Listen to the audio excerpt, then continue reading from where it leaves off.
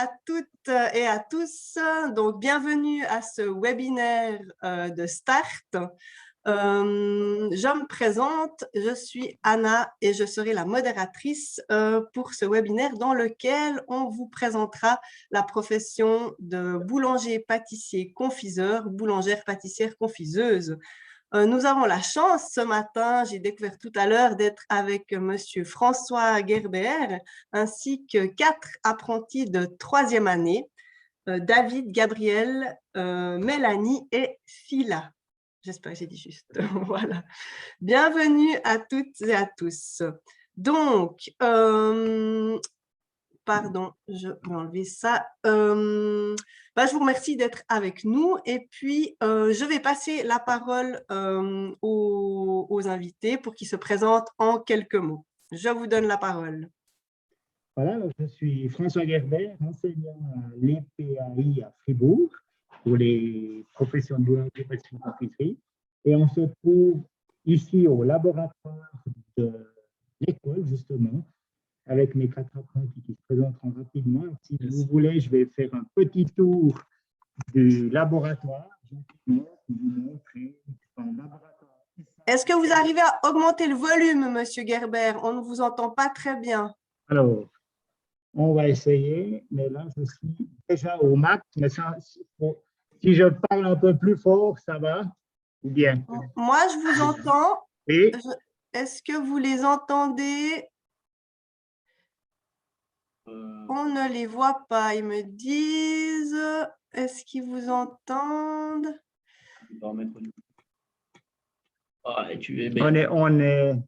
C'est tout qui est à fond. Tout est à fond hein, sur notre ordinateur. Donc, voilà, c'est bon, vous pouvez y aller. Je crois que c'est bon. D'accord, ça vous joue. entendre. Voilà, alors, je fais un petit tour.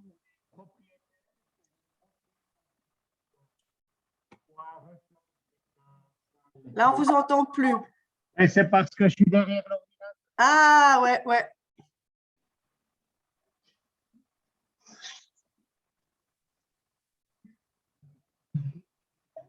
Voilà, on revient à nos moutons. Donc, je vous laisse les 4 apprentis qui sont avec moi pour qu'ils se présentent leur nom et leur entreprise. Je m'appelle David Piès et je travaille à Charmey, boulangerie Les Arcades. Parlez bien fort avec le masque. Je m'appelle Gabriel Moriado et je travaille à la boulangerie Métro à Bulle. Je m'appelle Mélanie Marguera et je travaille au Vieux-Grenier à Collet. Je m'appelle Cilia Dordain, je travaille à l'Unior, dans le Fournil de Sèvres. Voilà. Ok, c'est vrai que ce n'est pas évident à comprendre avec le masque et la technique, mais on va essayer de faire du mieux qu'on peut. Alors, donc, en quelques minutes, on va essayer ce matin de vous donner un aperçu global de la profession. Donc, vous pourrez poser vos questions avec la fonction Q et R en bas de votre écran. Je vais essayer de transmettre ces questions aux intervenants. On va parler des activités concrètes du boulanger, de la boulangère, des compétences spécifiques qu'il faut avoir pour exercer cette profession. On va aussi parler des cours professionnels et puis on gardera quelques minutes pour les coulisses du métier, les choses que des fois, les anecdotes ou les choses qu'on dit moins facilement mais qui sont aussi importantes de savoir quand on veut se lancer dans une profession. Donc, ma première question, c'était est-ce qu'un d'entre vous peut nous raconter une journée type? Comment commence votre journée? Moi, en général, mes journées commencent à 23 h le soir et puis je termine normalement à 8 h le matin le lendemain. Et quand on arrive à la boulangerie, c'est préparer le four, allumer, puis peser nos pâtes et ensuite embrayer tout ça dans le pétrin. Après, on passe au façonnage du pain, tout. Et ensuite, c'est la cuisson et puis la mise en place au magasin. C'est juste une journée type. Voilà. Alors ça, c'est pour mes journées type à moi. Ok, très bien, merci. Alors, moi, quand je suis en pâtisserie, je commence à 3h30 et puis on commence par les sandwichs, tout ce qui est sandwich, canapé, tout ça. Et puis ensuite, on fait nos commandes de pâtisserie, de gâteaux. Et puis, on fait de la réserve aussi pour la semaine. Puis voilà. Non, voilà. Moi, c'est pareil. C'est pareil, exactement. Voilà. Ok. Quelqu'un demande qu'est-ce que vous cuisinez principalement? Quels sont les produits que vous élaborez principalement? Alors, principalement, on a vraiment traditionnel, on a les croissants. Après, pour le pain, c'est plus mi-blanc, noir, des pains comme ça.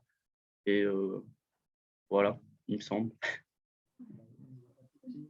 Niveau pâtisserie, on a millefeuille, tartette de citron, caraque.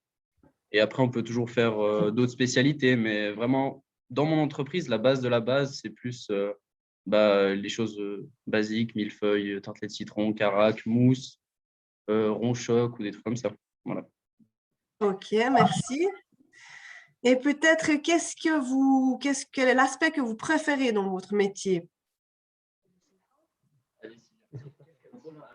Là, vous entendez la boulangerie, la pâtisserie, ou bien aspect. C'est quoi? Assez fort? On ne vous entend pas bien. Est-ce que vous entendez ce qu'on entend par aspect? C'est le côté travail de nuit, des choses comme ça, ou bien c'est les produits qu'on fait? Je m'excuse, j'entends vraiment pas bien. Les aspects du métier, ça peut être global, dans la profession de manière générale. Voilà. Qu'est-ce qu'il y a comme aspect positif et négatif? Alors, qu'est-ce qui est très positif, Sylvia? Qu'est-ce que vous trouvez positif, les élèves, les apprentis? Pourquoi vous avez choisi ce métier, en gros? Voilà, pourquoi tu choisis ce métier? J'aime bien travailler avec les mains. C'est un travail manuel. Travailler avec les mains? Oui, travail très manuel. Moi, c'est le côté créatif. Côté créatif du métier. Voilà. Les horaires ne sont pas dérangeantes. C'est pas vrai. Pour un apprenti, les horaires, c'est quoi? Alors, normalement, selon la loi, je crois que jusqu'à ses 18 ans, le patron n'a pas le droit de faire commencer l'apprenti avant 3 heures du matin ou 4 heures. Mais pour que l'apprenti puisse apprendre, il y a des dérogations qui sont autorisées. Ok, d'accord. Pour les apprentis qui n'ont pas 16 ans, là, c'est clair, c'est pas 6 heures du matin. Vous rapprochez de l'ordinateur. Voilà. Pour les apprentis en dessous de 16 ans, la loi est claire, c'est la loi sur les jeunes, c'est pas avant 6 heures du matin. Ok, d'accord. Il y a quelqu'un qui a posé une question. Qu'est-ce que vous attendez d'un apprenti? Peut-être, Monsieur Gerber, vous pouvez poser cette question. Qu'est-ce qu'on attend d'un apprenti qu'on engage? Il doit être comment? Alors, un apprenti qu'on engage doit être déjà une des très grandes qualités, c'est la ponctualité, parce que dans nos métiers, c'est très important. C'est la propreté aussi. Et puis, on attend de lui avec le temps, je dirais au niveau de la 3e année, qu'un apprenti devienne productif et un peu indépendant. Et puis qu'il fasse montre de créativité aussi dans les produits qu'il fait, qui montre qu'il peut créer un produit lui-même, par exemple. Ok, ouais. Donc, au niveau des qualités que doit avoir le boulanger, qui fait un bon boulanger, c'est ce que vous venez de dire. Ouais, ponctualité, créativité, prise d'initiative. Il y aurait autre chose? Oui, l'hygiène, la propreté, hein, ça, je crois que ça, c'est aussi un point très important. C'est même, et puis, respecter les règles de sécurité aussi, parce qu'on a quand même des machines qui sont certaines, qui sont un peu dangereuses. Voilà. Ok. Donc, au niveau des machines, c'est quoi que vous utilisez? Quel type de machine? Eh bien, quel type de machine? C'est aussi sa fonctionnalité. À quoi ça sert? La bouleuse, par exemple, c'est pour quand on va avoir des ronds. Pour le pain, c'est tout. La diviseuse, pour diviser le pain en 10 ou en 20. Ouais, je sais pas. Le pétrin, pour pétrir la pâte. Et puis, le laminoir, abaisser la pâte, que ça plate. Ok. Le four pour cuire le pain. Et puis, ou plein d'autres choses. La façonneuse pour avoir la forme du pain, comme on l'a vu. Ok. Ouais, donc, il y a quand même pas mal de machines assez importantes. Enfin, vous êtes amené à utiliser des machines tout le temps dans votre activité et qui sont… Enfin, il faut faire quand même attention, quoi. Exactement. Ok, d'accord. Si on parle des cours professionnels, c'est quoi les branches qui sont enseignées ou les branches principales dans lesquelles il faut assurer? Ouais, rendez-vous. Alors, au niveau des branches professionnelles, donc, il y a 3 branches. C'est la technologie, donc ils apprennent à connaître les matières premières, les techniques de travail, etc. Le calcul, qu'on appelle économie d'entreprise. Et puis, la création, où là, on apprend à garnir des produits, faire des pains spéciaux, décorer, etc. Et puis ensuite, d'ailleurs, je me déplace et je vous montre ce que les apprentis ont dû faire.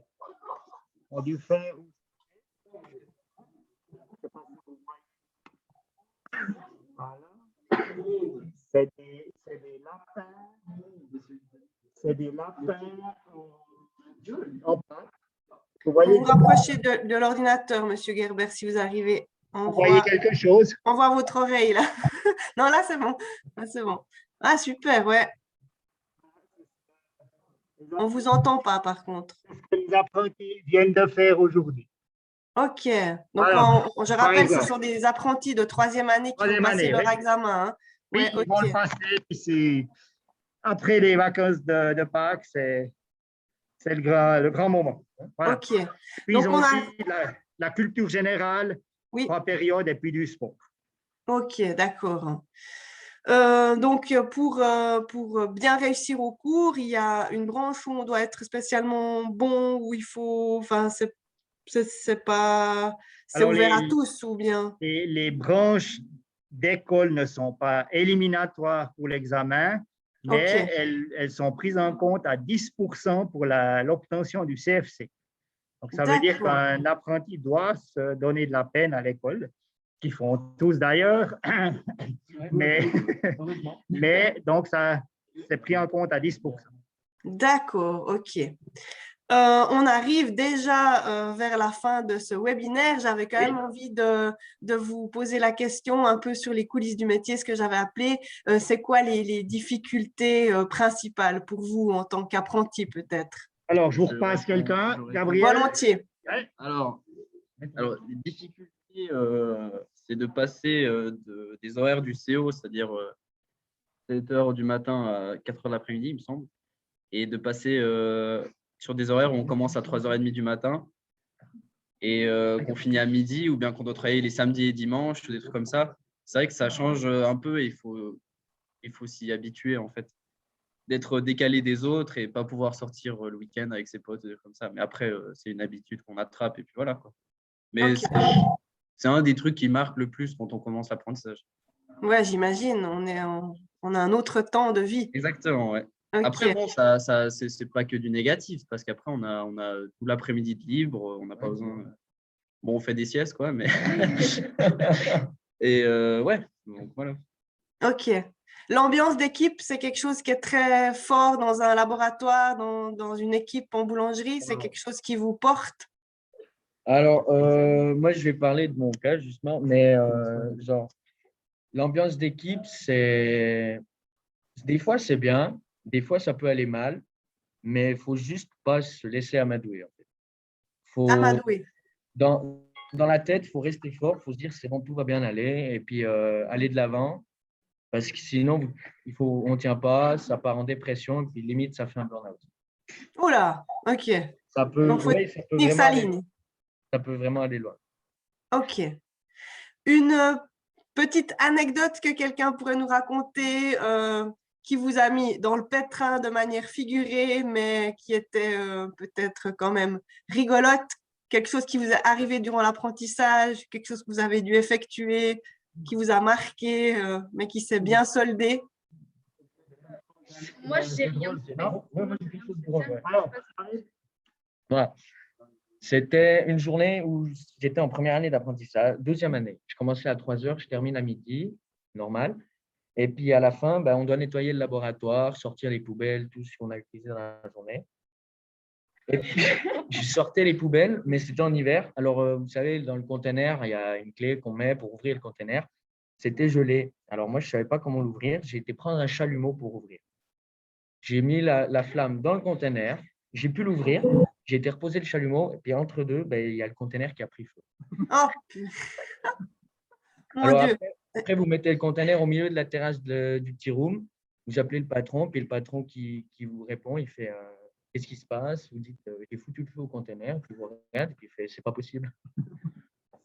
Et il vous a gardé, il ne vous a pas viré. C'est ça la bonne nouvelle. Non, il m'a gardé parce que c'était drôle et puis il faut assumer ses actes aussi. C'est par l'expérience qu'on apprend. Des fois, un peu plus douloureuse que d'autres, mais… Il a prouvé qu'il avait le feu sacré. Ok, je suis désolée, on arrive déjà au terme de ce webinaire. Je vous remercie à tous d'avoir été présents puis d'avoir participé.